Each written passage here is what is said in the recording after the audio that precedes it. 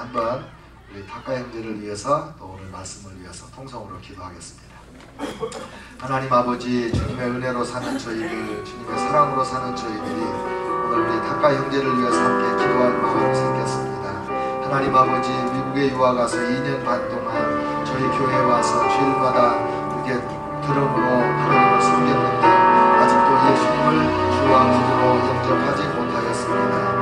하나님께서 탁가의 마음과 생각을 주장하시고 저를 덮고 있는 어둠의 권세를 다 제거해 주시고 주 예수 그리스도의 영광의 복음의 광채가 비추어 우리 탁가가 예수님을 깊이 만날 수 있도록 성령의 주님을 만날 수 있도록 하나님의 일꾼이 될 수 있도록 일본을 위하여 일본 음악계를 위하여 하나님의 사자가 될 수 있도록 성령의 기름 부어주시기를 간절히 원합니다. 제가 애쓰고 수고하여 주님을 섬겼는데 저의 수고의 열매로 하나님이 저를 구원하시고 저를 하나님의 자녀로 삼으시고 일꾼으로 삼아주시고 부모님과 형제들과 친구들과 친척들과 이웃들을 다 구원하는 놀라운 구원의 역사가 있도록 주님 함께하여 주시기를 간절히 원합니다.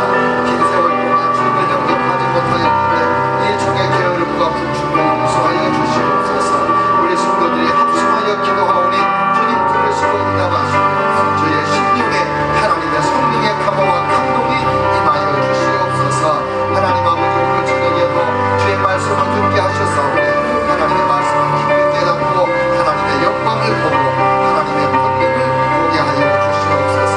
하나님의 말씀으로 새롭게 하여 주시옵소서. 하나님 아버지, 고맙습니다. 저희가 한 주간을 분주하게 살다가 금요일 저녁 시간 우리 하나님을 기억하고 하나님의 은혜를 사모하며 하나님을 예배하기를 즐거워하여 성전에 오르게 하셨으니 하나님의 성령의 인도하심을 따라 이곳까지 왔으니 하나님, 저희가 이 시간에 주님의 말씀을 듣고 큰 은혜 받게 하여 주옵소서. 저희의 신앙과 영적인 상태가 획기적으로 변화되는 축복의 밤이 되게 하여 주시옵소서. 오늘 저녁에 주시는 말씀 까닭에 저희가 일생 동안 주님과 동행하는 일에 놀라운 발전이 있고 승리가 있게 하여 주시옵소서. 예수님의 이름으로 기도합니다. 아멘. 아멘. 뉴질랜드에 사는 70세 난 노 부인은 어느 날 그날의 성경 읽기를 하다가 산으로 가서 기다리라는 성경 구절에 사로잡혔다. 그녀는 이 구절을 깊이 묵상했지만 아무것도 이해하지 못한 채 계속 성경을 읽어나갔다. 그러자 하나님의 평강이 자신을 떠난 것을 즉시 느낄 수 있었다. 그녀는 평강이 성령의 임재의 표시라는 것을 잘 알고 있었기 때문에 되돌아가서 그 구절을 다시 읽었다. 평강이 즉시 찾아와 하나님께서 말씀하고 계시다는 확신이 주어졌다. 그 부인은 하나님께 지금 무슨 말씀을 하고자 하시는 것인지 물었다. 어떤 산이요? 즉시 테아로하란 산이 영 가운데 떠올랐다. 이 산은 그녀의 집에서 30마일이나 떨어져 있었다. 그녀는 근처 동네까지 걸어가서는 그 산으로 가는 버스를 탔다. 그러면서도 문득 그녀가 얼마나 우스꽝스러운 짓을 하고 있는지 생각했다. 그녀는 그 높은 산을 바라보며 물었다. 주님, 이제 뭘 어떻게 하죠? 대답이 들렸다. 산을 오르라.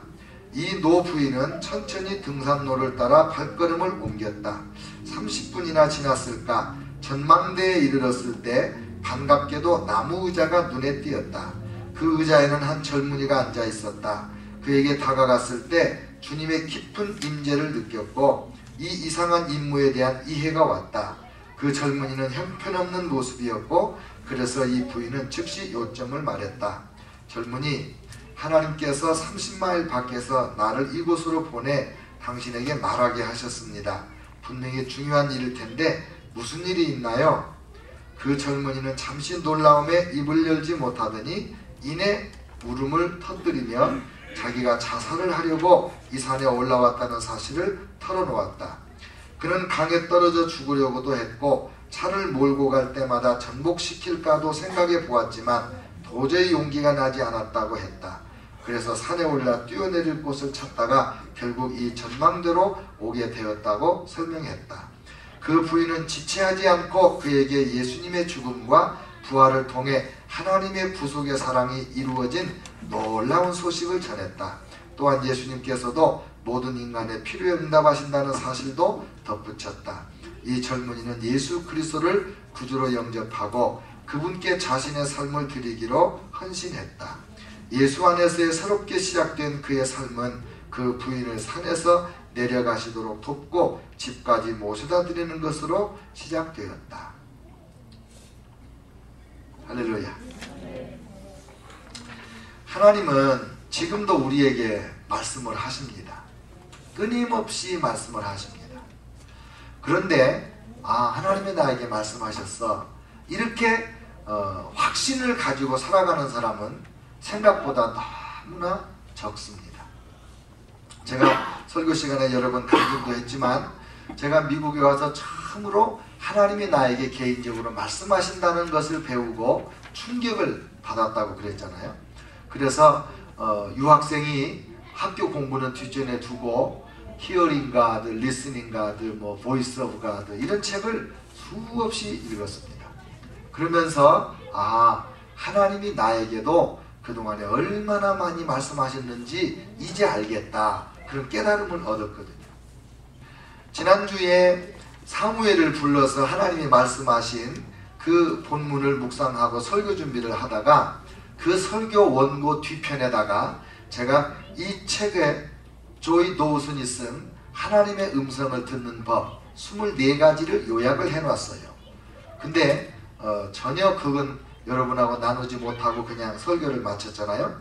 그래서 오늘 다음 장 설교 준비를 거의 다 했어요. 그래가지고 제 성경 옆에다가 다 이렇게 요점을 다 썼어요. 그런데 이 설교 원고를 정리를 하다가 오늘 하나님의 음성 듣기에 대해서 설교를 하고 넘어가야 되겠다. 이 중요한 기회인데 그냥 넘어가면 안 되겠다. 그런 생각을 해서 오늘 하나님의 음성 듣기를 배우자 이 제목으로 말씀을 나누려고 합니다. 방금 읽어드린 것처럼 그 노 부인이 성경을 읽다가 하나님의 음성을 들어서 그 성령의 인도하심으로 순종해 가서 자살하려는 젊은이 하나를 살리잖아요. 성경에도 그런 사건이 나와요. 집사님이 성령의 인도하심을 따라 광야로 갔다가 이디오피아 내시 간닥에 국고성을 맡은 그 높은 장관을 주님께로 인도하는, 그리고 물에서 세례주는 그런 사건도 나오잖아요. 우리는 하나님의 음성을 듣고 살아야 되고 듣고 살고 있어요. 근데 하나님의 음성을 들었지만 하나님의 음성이라고 생각하지 못하는 경우가 너무너무 많고, 또 어떤 사람들은 하나님의 음성 듣기를 거의 불가능한 것으로 아주 철석같이 믿는 사람들이 있어요. 유명한 척 스윈돌 목사님이라는 분이 있습니다. 이분이 이 오렌지 카운티에서 목회도 크게 하셨고 미국을 대표하는 설교자입니다. 미국의 최고의 설교자 그러면 5명 그러면 하여간 항상 그 안에 척 스윈돌 목사님이 들어갈 정도 탁월한 목사님이시고, 또 달라스 신학교의 학장도 하셨습니다. 참 훌륭한 분이에요. 미국의 복음적인 신학 그리스도인들은 거의 그분을 모르는 분이 없어요. 근데 이분은 하나님이 지금도 우리에게 개인적으로 말씀하신다는 사실을 철석같이 불신합니다. 안 믿어요. 절대로 불가능하다고 안 믿습니다. 초자연적인 성령의 역사를 믿지 않습니다. 그런데 설교는 정말 잘해요. 저는 어떻게 생각하냐면 저분은 하나님의 음성 듣기에 대한 이해가 잘못됐다, 그렇게 생각해요. 제가 미국에 와서